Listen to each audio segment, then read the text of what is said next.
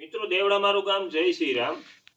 આજે મકર સંક્રાંતિ પર્વ નિમિત્તે આપણે ટોટલી લાભાર્થીને કીટ વિતરણ કરવા નીકળ્યા। ગાયો માટે લીલો ચારો નાખ્યો અને ગાયોના ગૌશાળાના અવેડા બધા આપણે સાફસૂફ કર્યા અને એમાં દૂધ અને ખાંડની અમીધારા ગ્રુપ તરફથી કરવામાં આવી। ગ્રુપ તરફથી આપણે 3333 રૂપિયા ગૌશાળામાં પણ પહોંચમાં આપણે લખાવ્યા।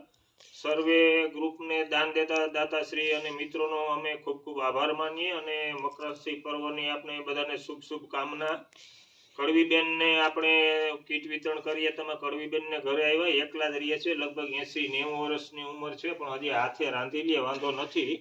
આમાં આપણે જે મકર સંક્રાંતિ પર્વની નિમિત્તે જે અન્નદાનનો મહિમા હતો એ ગ્રુપ તરફથી આપણે ટોટલી નાખ્યો છે। ગ્રુપ ઘણો ટાઈમથી આપણે ચાલુ છે, હજી આપણે ગ્રુપમાં કોઈ પણ પાસે પૈસાની કોઈ માગવાની જરૂરિયાત નથી પડી અને એમનેમ બધા મિત્રો ગ્રુપમાં દાન કરે છે પર્વ નિમિત્તે। અને આપ સર્વે મિત્રોને એક ખાસ જણાવવાનું કે હવે આપણે ગૌશાળાની આખી કમિટી ચેન્જ થઈ અને નવા ટ્રસ્ટી બન્યા। જૂના ટ્રસ્ટીમાં એક જ ગોરધન બાપા છે, બાકી યુવા બ્રિગેડ છે।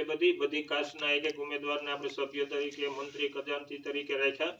પ્રમુખ તરીકે આપણે દિનેશભાઈ વસરામભાઈ ફળદુ છે અને અમારા કાર્યકર્તા, યુવા કાર્યકર્તા કારુભાઈ, અરવિંદભાઈ મેઘપરા જે દુકાન ધરાવે છે તે પણ આપણે સક્રિય કાર્યકર્તા છે। અવિરત 3-4 દિવસથી લીલો ચારો ગૌશાળા માતાને, ગૌ માતાને આપણે નાખીએ છીએ, આજે પણ નાખ્યો છે।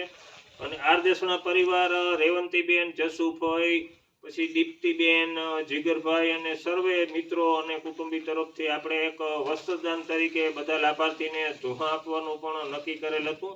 તો આપણે કડવીમાંને એક આપણે ધુઓ ઓઢાડીએ, જે ઠંડી બહુ છે એમ કહેતા હતા, એટલે એને ઠંડીને થોડીક રાહત રહે।